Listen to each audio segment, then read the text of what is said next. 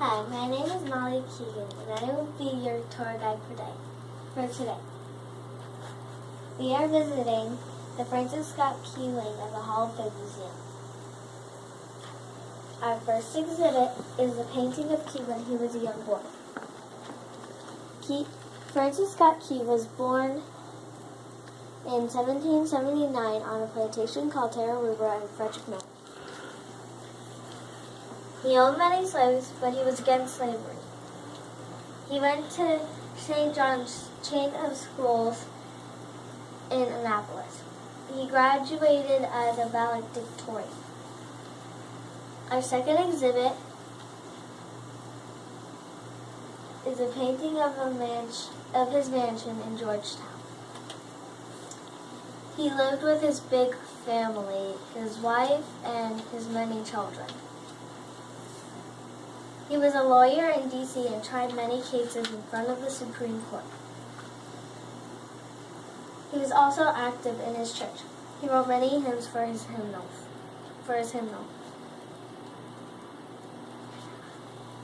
Our third exhibit is a painting of a battle at Fort McHenry.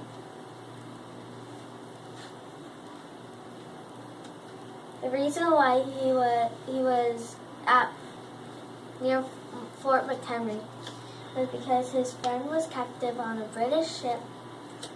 Was held captive on a British ship. He sailed to the ship to negotiate his release.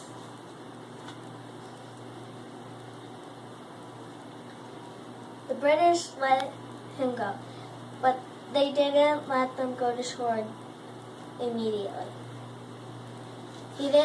They didn't want anyone to warn anybody else about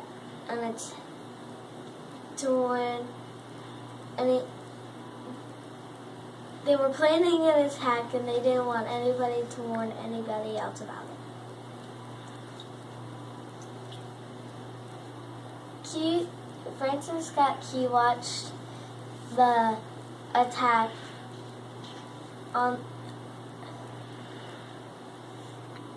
on the British ship and wrote his thoughts as a poem, The Star-Spangled Banner. Our fourth exhibit is a photograph of the Francis Scott Key Memorial at Mount Olivet Cemetery.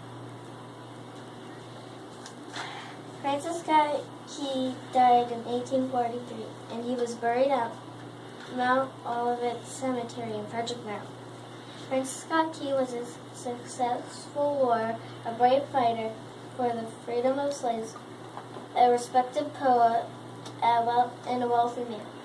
He wrote hymns, argued before the Supreme Court, and was a friend and foe to several presidents, and there was a mall named after him that I used to shop at.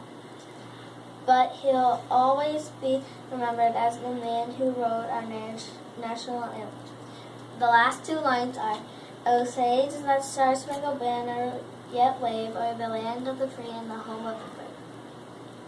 I have to go to another group. I have another group to get to, so go explore another display. Make sure to stop by the gift shop and buy this great book.